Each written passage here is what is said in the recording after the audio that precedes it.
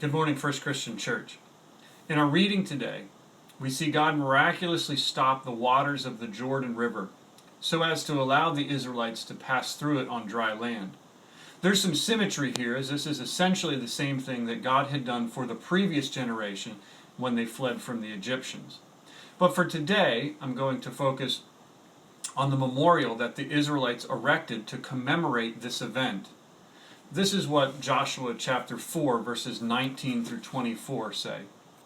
The people came up out of the Jordan River on the 10th day of the first month, and they encamped at Gilgal on the east border of Jericho. And those 12 stones which they took out of the Jordan, Joshua set up at Gilgal. And he said to the people of Israel, when your children ask their fathers in times to come, what do these stones mean? Then you shall let your children know, Israel passed over this Jordan on dry ground. For the Lord your God dried up the waters of the Jordan for you until you passed over, as the Lord your God did to the Red Sea, which he dried up for us until we passed over, so that all the peoples of the earth may know that the hand of the Lord is mighty, that you may fear the Lord your God forever. Of all of the cities that I've visited, Rome is quite possibly my favorite. I enjoy wandering the streets and the alleys of the old city, not knowing exactly what church or plaza or statue lies just around the corner. Rome is full of monuments and pillars and statues and arches that were dedicated to individuals who are long dead and whose accomplishments are mostly clouded by the ceaseless hands of time. But the reality is that at the time of their construction, the events in focus were significant, and to remember them was an important part of the community's collective psyche. The purpose of monuments is that we would remember the events of the past, and that those memories would shape or inspire our future actions. That's the reason that God instructed Joshua to take the 12 stones and to use them to build an altar, a monument to God, that was ensuring that future generations would have opportunity to hear about his character and his power, and that this knowledge would change them, that they might have a healthy fear of the Lord. However, a monument is only as effective to the extent that people actually remember and share about what makes it significant. Here's the thing.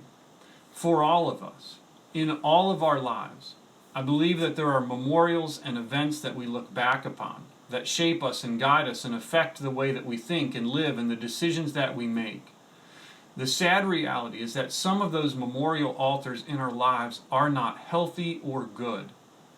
Instead of looking back at what God has done or what his word says about his character or about who we are, I'm afraid that there are too many times when we look back at what someone else has done to us, or what a friend has said about us, or to a failure or deficiency of our own doing, and we allow those things to impact us and define us.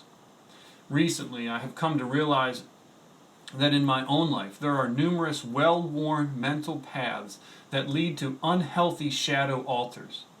I know that these memorials are harmful and untrue, and that it's foolish to even look at them, but old habits can be hard to break.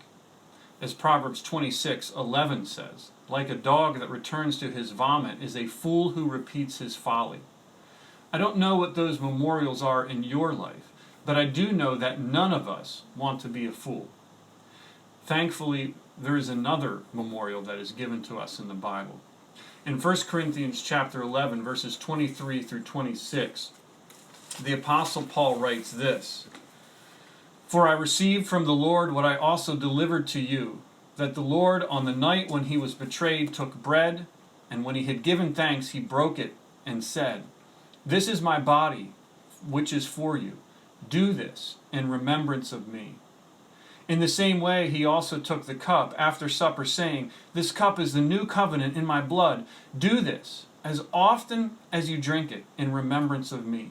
For as often as you eat this bread and drink this cup, you proclaim the Lord's death until he comes. This is the altar that we are called to remember, to talk about, and to celebrate. The privilege of participating in the Lord's Supper is a gift that God has given us so that we are forever reminded of the love and forgiveness that Jesus poured out on the cross for us. It is the power of the gospel that frees us from reliance upon false altars and that enables us to walk daily in newness of life. We need the gospel on the day of our salvation and every day afterwards. My prayer for us today is that we would focus upon the glory of the gospel of Jesus Christ and that we would be transformed by its power. May God bless you.